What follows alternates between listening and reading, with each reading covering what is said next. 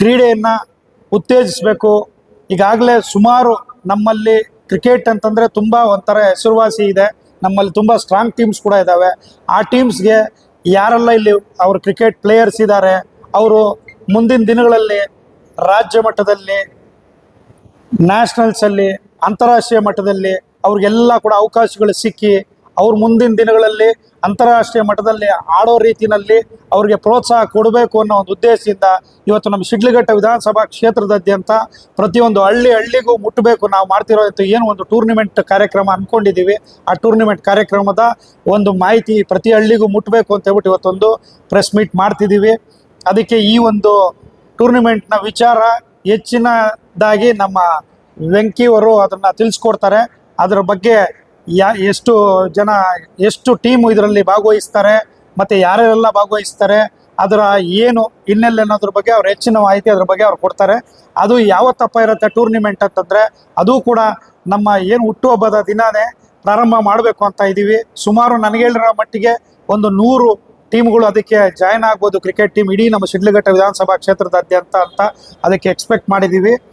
ಅದನ್ನು ಅಂದಿನ ದಿನವೇ ಏನು ಅವತ್ತು IAS ಮತ್ತು KAS ಕೋಚಿಂಗ್ ಸೆಂಟರ್ ಸ್ಪರ್ಧಾತ್ಮಕ ಪರೀಕ್ಷೆಗಳ ಒಂದು ಕ್ಲಾಸಸ್ ಪ್ರಾರಂಭ ಮತ್ತು ಕ್ರಿಕೆಟ್ ಟೂರ್ನಿಮೆಂಟ್ ಪ್ರಾರಂಭ ಎರಡೂ ಕೂಡ ಅವತ್ತಿನ ದಿನನೇ ಇಟ್ಕೋಬೇಕು ಅಂತ ತೀರ್ಮಾನ ಮಾಡಿ ಬಂದಂಥ ಎಲ್ಲ ಅವತ್ತು ಯಾರು ಸ್ಪರ್ಧೆಗೆ ಬರ್ತಿದ್ದಾರೆ ಅವತ್ತೆಲ್ಲ ಕ್ರೀಡಾಪಟುಗಳಿಗಿರ್ಬೋದು ಮತ್ತು ಯಾರು ಓದೋಕ್ಕೆ ಅವತ್ತು ಯಾವತ್ತು ಟ್ರೈನಿಂಗ್ ಕ್ಲಾಸಸ್ ಬರ್ತಿದ್ದಾರೆ ಅಂಥವ್ರಿಗಿರ್ಬೋದು ಮತ್ತು ಶಿಡ್ಲಘಟ್ಟ ವಿಧಾನಸಭಾ ಕ್ಷೇತ್ರದಾದ್ಯಂತ ನಮ್ಮ ಮುಖಂಡರುಗಳಿರ್ಬೋದು, ಕಾರ್ಯಕರ್ತರಿರ್ಬೋದು, ಎಲ್ಲ ನಮ್ಮ ಸ್ನೇಹಿತ ವರ್ಗ ಇರ್ಬೋದು, ಬಂದಂಥವ್ರಿಗೆ ಎಲ್ಲರಿಗೂ ಕೂಡ ಅವತ್ತು ಒಂದು ಊಟದ ವ್ಯವಸ್ಥೆ ಕೂಡ ಮಾಡಿ ಎಲ್ಲರೂ ಬಂದಂಥವ್ರನ್ನ ಅವ್ರಿಗೆ ಏನಿದೆ ಅವರ ಇದನ್ನು ಒಂದು ಒಳ್ಳೆ ರೀತಿಯಲ್ಲಿ ಅವತ್ತು ಬರ್ತ್ಡೇ ಕಾರ್ಯಕ್ರಮ ನೆರವೇರಿಸಬೇಕು ಅಂತ ನಾನು ಅಂದ್ಕೊಂಡಿದ್ದೀನಿ.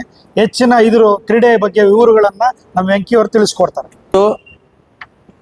ಅಣ್ಣವರು ಇಷ್ಟೊತ್ತು ಹೇಳ್ದಂಗೆ ಅವರ 43ನೇ ಹುಟ್ಟುಹಬ್ಬವನ್ನು ನಮ್ಮ ತಾಲೂಕಿನ ಶಿಡ್ಲಘಟ್ಟ ವಿಧಾನಸಭಾ ಕ್ಷೇತ್ರದ ಯುವಕರಿಗೆ, ವಿದ್ಯಾವಂತ ಯುವಕರು ಇರ್ಬೋದು, ಕ್ರೀಡೆಯಲ್ಲಿ ನಿರತರಾಗಿರ್ತಕ್ಕಂಥ ಯುವಕರಿಗೆ ಬಹಳ ಅತ್ಯುತ್ತಮವಾದ ಕೊಡುಗೆಯನ್ನು ಈ ಸಂದರ್ಭದಲ್ಲಿ ನೀಡ್ತಾ ಇದ್ದಾರೆ.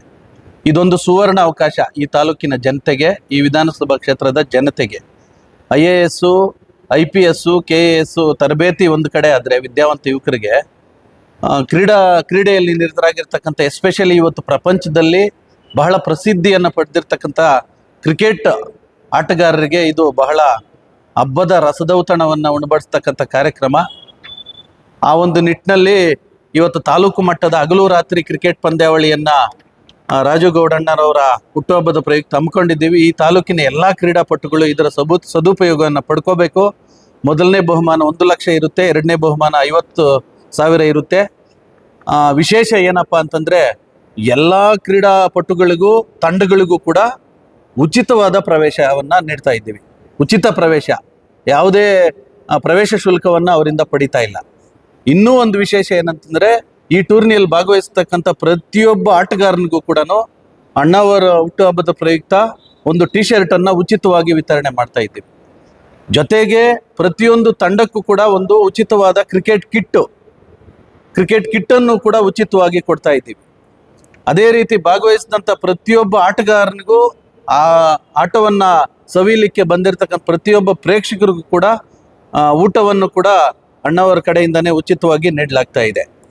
ಜೊತೆಗೆ ಇಲ್ಲಿ ನಡೀತಾ ಇರ್ತಕ್ಕಂಥ ಕ್ರಿಕೆಟ್ ಆಟವನ್ನು ಇಡೀ ಪ್ರಪಂಚದ ಮೂಲೆಯಲ್ಲಿ ಕೂಡ ನೋಡಲಿಕ್ಕೆ ಒಂದು S7 ಯೂಟ್ಯೂಬ್ ಲೈವ್ ಸ್ಟ್ರೀಮ್ ಕೂಡ ಇರುತ್ತೆ.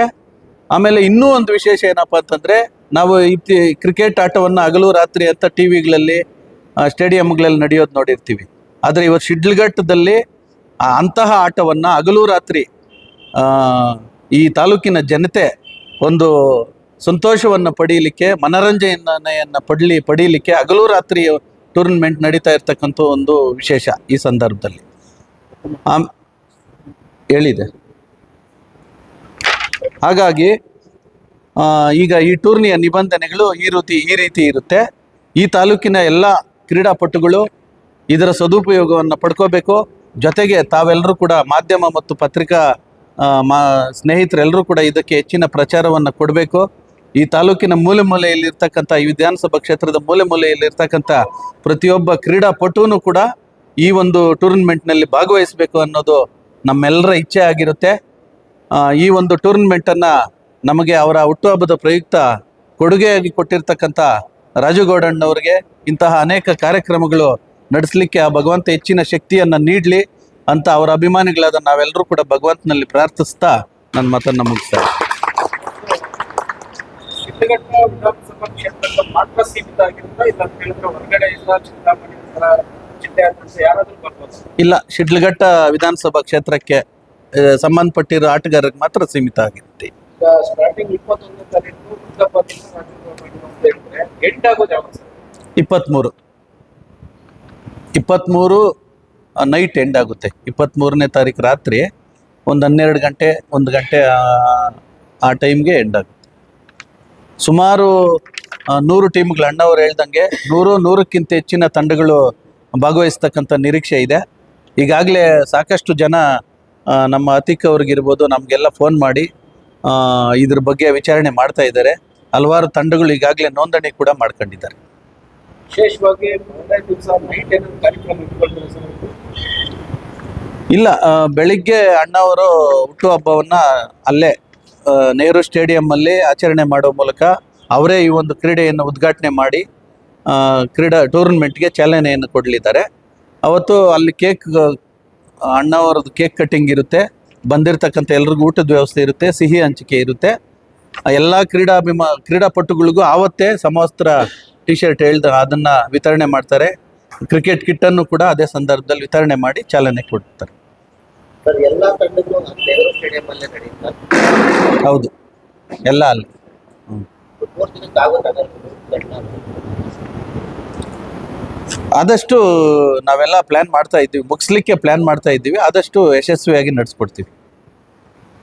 ಕೂಡ ಈಗೆಲ್ಲ ಕೆಲವರು ಕೇಳಿದ್ದಾರೆ, ಅವರು ಮುಂದೆ ಬಂದಾದ್ರೆ ಈ ರೀತಿ ನಡೆಸಬೇಕು ಅಂತಂದ್ರೆ ಅದಕ್ಕೆ ಖಂಡಿತ ನನ್ನ ಪ್ರೋತ್ಸಾಹ ಇದೆ. ಅದನ್ನು ಮುಂದಿನ ದಿನಗಳಲ್ಲಿ ನಡೆಸಬೇಕು.